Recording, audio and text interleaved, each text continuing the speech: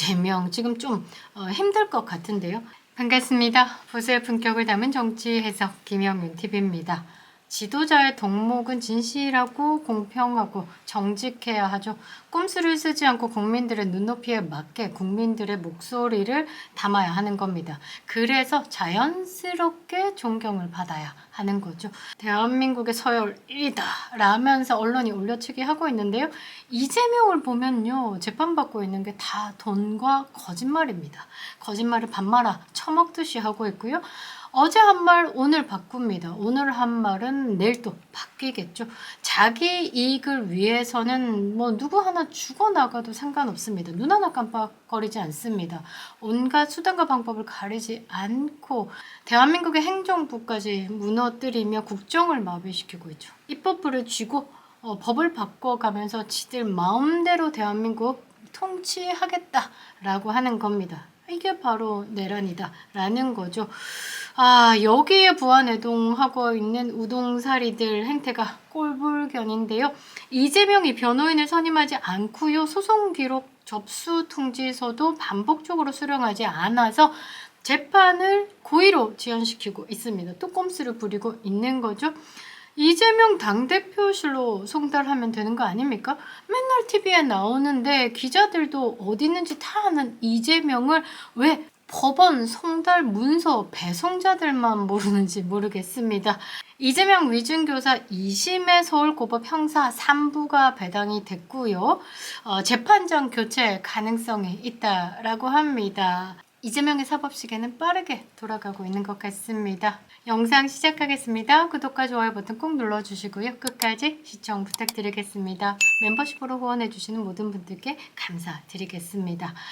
자, 이재명 부패 사건과 사회적 관심이 높은 사건을 주로 심리해 왔던 형사 3부로 교체될 가능성이 있다라고 합니다.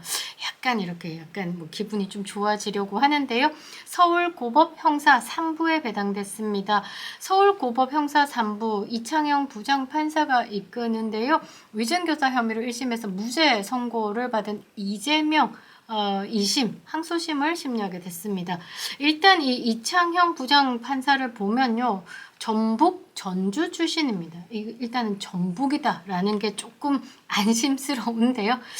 우리가 출신 지역 가지고 이렇게 나누면 안 되는데 지금까지 이재명을 뭔가 도왔던 이 법조인들을 봤을 때 주로 전라남도 그래서 일단 출신 지역을 먼저 보게 된다라는 게 참 우픈데요. 사회적으로도 이런 양극화가 좋은 것만은 아닙니다. 그런데 이 더불어 사는 세상에서 이재명의 등장 이후에 대한민국의 양극화, 출신 지역 많이 보게 됐죠.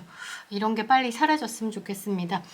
아무튼 뭐 이 이창영 부장판사는요 전주고를 나왔고요. 연세대 법대를 졸업했습니다. 그리고 제29회 사법시험에 합격해서 사법연수원 19기로 졸업을 했습니다. 93년부터 서울중앙지법 동부지원에서 판사 생활을 시작했고요. 서울중앙지법, 대전지법, 강경지원, 수원지법, 서울고법 판사를 지낸 후에 서울중앙지법, 서울고법 부장판사로 있으면서 줄곧 법관의 길을 걸어왔습니다. 이 아우라가 좀 달라요. 이제 판사를 오래 하셨던 분들은 뭔가 아우라가 좀 다르더라고요. 또 검사의 느낌과 판사의 느낌이 다르던데 걸어오신 길을 봤을 때는 조금 안심이 되는 부분도 좀 있습니다. 그리고 지금 최근에 지난해 2월에 서울고법 형사 3부로 인사 발령을 받으셨습니다. 그리고 형사부에서 2년간 근무함에 따라서 법관 인사의 대상이 되었다라는 겁니다. 이 경우 이재명의 위증교사 항소심 재판장이 교체될 수 있다라고 볼 수 있는 거죠. 이 재판부가요. 주로 부패 사건을 담당했습니다. 사회적 관심도가 높고 굵직굵직한 사건들을 심리해 왔다라는 것, 뭐 어디에 흔들림 없이 그냥 법대로 가는 그런 굵직한 사람들이 있다라고 봐야 되겠죠. 그리고 최근에 지난 7월입니다. 돈봉투 의혹 재판에 넘겨진 윤관석에게 실형을 선고한 곳이기도 합니다. 이때 재판부가 그 윤관석에게 뭐라고 했냐면 당원들과 국민들의 민의가 왜곡돼 당대표 경선의 공정성과 투명성이 저하됐으며 선거의 불가매수성과 정당 민주주의가 위협받았다는 점에서 그 죄질이 매우 불량하다. 정치에 대한 불신이 심각한 사회 풍토에서 국민들의 정당 민주주의에 대한 신뢰를 다시금 크게 훼손했다라고 질타를 했습니다. 뭔가 기대를 좀 할 수 있죠. 그리고 지난 4월에는요. 4.16 세월호 참사 특별조사위원회 1기 특조위 조사 활동을 방해한 혐의 등으로 기소된 이병기 전 대통령 비서실장 등 박근혜 정부 고위 인사들에게 1심과 같이 무죄 선고를 내리기도 했습니다. 그러니까 어디 진영에 치우쳤다라기보다는 법대로라는 느낌이 좀 있죠. 그리고 지난 9월에 라임 사태 있죠. 1,300억 원을 횡령했다라는 혐의로 1심에서 중형 선고받은 이 김봉현 전 스타모빌리티 회장에게 30년 선고하기도 했습니다. 징역 30년. 뭔가 기대가 될 것 같습니다. 이재명이요. 너무 이상한 위증교사 무죄를 선고받고 룰루랄라하고 모든 죄를 뭐 사하노라 이런 느낌으로 지지자들에게 뭐 정의가 있니 뭐 이런 식으로 이야기를 했었는데요. 이 부분에 대해서도 기대할 수 있을 것 같습니다. 왜냐? 이 위증교사 혐의에 위증을 했다라는 게 고의성이 없어서 이재명은 무죄. 그런데 그 위증을 받고 위증을 한 사람은 벌금 500만 원. 이거에 대해서 문제가 있다. 왜 그 김진성 씨가 위증을 하게 됐는지에 대해서 그 재판부에 설명에는 하나도 없습니다. 그러니까 포커스가 이재명의 무죄에 맞춰져서 짜맞춰진 느낌. 그래서 김동연 판사가 굉장히 욕 많이 먹었죠. 이 부분에 대해서 심각히 다룰 것 같습니다. 그때 황당한 무죄가 어떤 내용이었냐면요. 이재명의 증언 요청이 위증에 대한 교사 행위에 해당한다고 평가할 수 있다. 그러니까 김진성 씨에게 전화하고 이게 위증이다 이 말이죠. 그런데 고의가 없었다. 김진성이 위증할 거라고 이재명이 확신이 없었고 긴가민가한 상황이었다. 뭐 이런 내용들이 막 적혀 있었죠. 재판부 내용 한번 보면요. 이재명이 김진성에게 자신이 필요로 하는 증언을 부탁한 사실은 있다. 그러니까 위증교사 했다. 근데 거짓 증언을 요청했다거나 김진성으로 하여금 위증을 하도록 결의하게 하려는 고의가 있었다라고 보기 부족하다라고 황당한 판결을 했죠. 이 부분에 대해서 이제 2심 재판부가 법대로 다룰 것이다 라는 것을 기대할 수 있습니다.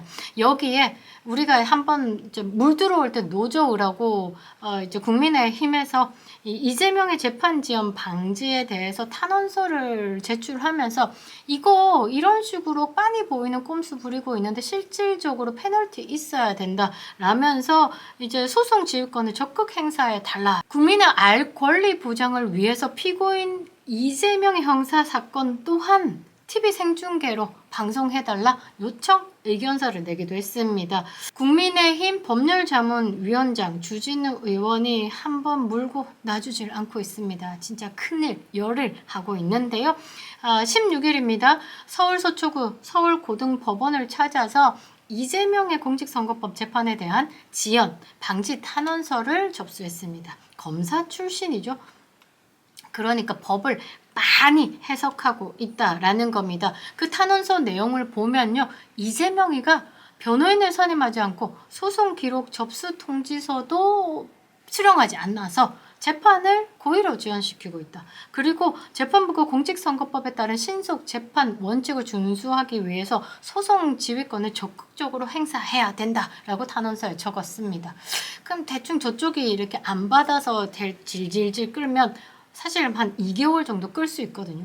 이거까지 최대한 해보겠다.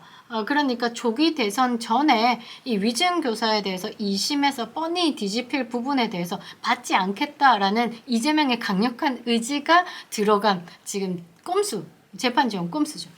거기에 이제 주진우 의원이 콕 핵심을 집어서 이야기를 하는 겁니다. 그러면서 법에 따른 신속 재판을 위해서 국선 변호인 선임해가지고 소속 기록 접수 통지서 대신 받게 해가지고 재판 시작하게 만들어라. 증인 신청 등 증거 조사에 있어서 불필요한 증인은 신청을 기각하는 등 소송 지휘권 행사가 반드시 필요하다. 그리고 고의 재판 지연을 시도하면 시도할수록 실질적으로 페널티가 있어야 된다. 법률의 규정대로 3개월 내에 재판 선고를 할 수 있게끔 해달라라고 주장을 했습니다. 이재명 지금 좀 힘들 것 같은데요. 사실 법원도 모든 사람에게 공정하게 해야죠. 대한민국 국민은 법 앞에 모두가 평등한 겁니다. 법 앞에, 법률 앞에 평등해야죠. 요 집에는 돈 많은 자식이니까 이제 법에서 최대한 약하게, 저 집은 못 사는 집 아들이니까 법 세게 때려놓고, 이렇게 하면 대한민국 근간이 흔들리는 겁니다. 그 대한민국의 근본 법치주의를 지키는 그 기관인 사법부가 중심을 잘 잡아주셔야죠. 이재명 골로 가는 시간은 벚꽃이 필 때쯤이지 않을까요? 김영윤 TV였습니다.